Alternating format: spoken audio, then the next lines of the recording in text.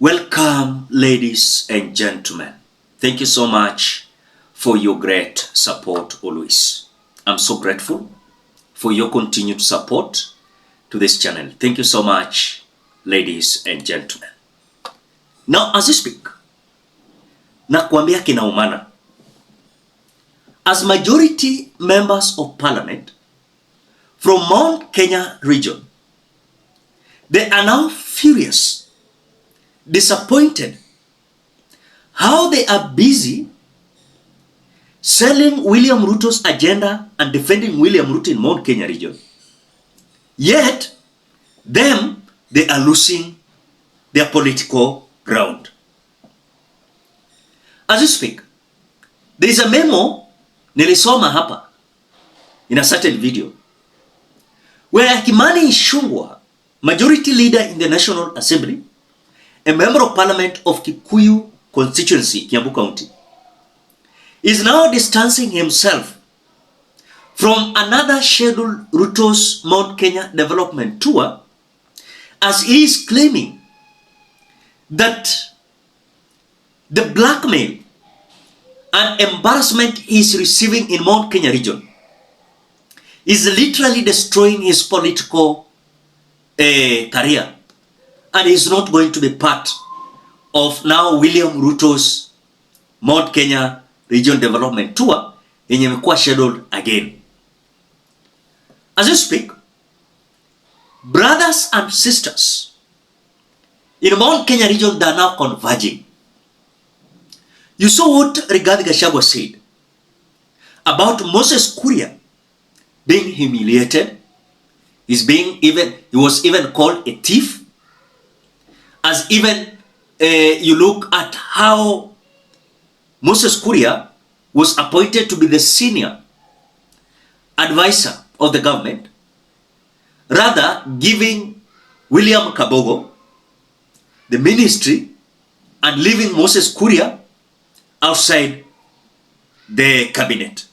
Bright leaders from the Mount Kenya region. And today he's in problems. When Moses Kuria was Minister for Trade, he is the one who started the county aggregation and industrial parks. A brilliant idea. Since they removed him from there, that project is stuck. And when I asked President why he's sacking him, he said that he's a thief. You know? So today I'm wondering, I have seen Moses Kuria is being auctioned. If Moses Kuria had stolen anything from anybody, how come he has nothing? He has no money to pay his debts. You know? And I knew, you know, the issues that took place in Kenya National Trading Corporation, KNTC. The procurement was done in State House.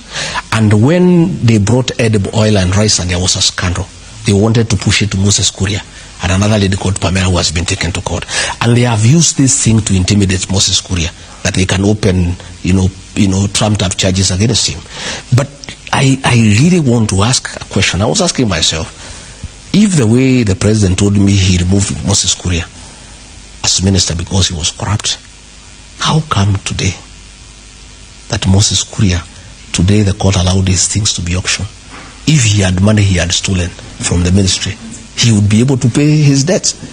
Again, the president did not want any leader from the mountain who has a brain, who is principled, and who can do anything. That is why he got rid of Rigathi Gachagua, Moses Kuria, Methekali Nturi, Justin Muturi. You're talking about Moses Kuria, who's the economic advisor to the president. I am saying you cannot remove. So he's not getting rid of. You cannot get a man as minister and make him an advisor. That is a joke. You know, it's like chasing away a wife and making him a maid in your house. You know, it's very disrespectful. Okay. But I want to say, yes, Moses Kuria, you cannot replace Moses Kuria with William Kabogo. It's an insult to the people of Kiambu and the people of the mountain. Moses Kuria is a brilliant mind, and I can tell you this idea of pipes that Moses Kuria came up with. Had the president allowed him to stay as minister for investment, trade and industry, today those things will be working, and will not be having the situation we are having with avocado, with carrots, with potatoes. Yeah, but because he's a brilliant mind, yeah, He had to be edged out and given some peripheral job there who advised me on this and that. And Moses Kuria cannot advise William Ruto. William Ruto takes no advice. William Ruto advises William Ruto. When you hear that you are presidential advisor, you just get a salary and know what to do. He cannot listen to any advice from anybody. Tell me this, are there any commercial interests in Haiti?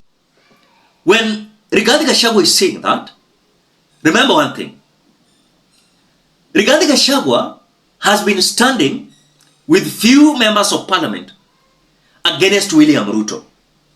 But seems akina Ichungwa now they're joining Rigathi Gachagua. Ndini Nyoro joining Rigathi Gachagua. Moses Kuria is set to resign to join Rigathi Gachagua. Justin Muturi was fired, joining Rigathi Gachagua. In other words, brothers in Mount Kenya region, they are uniting. Sisters in Mount Kenya region, they are uniting. Reason being, they are fearing that their political career has been tempered with the man called William Samoei Ruto. Ladies and gentlemen, before we continue, as you always do, ensure you like the video. When you like the video, you automatically support the work that I'm doing in this channel. Because sometimes you watch and you forget liking the video. So this is just a reminder. As you watch, please consider liking the video. Thank you so much for that like.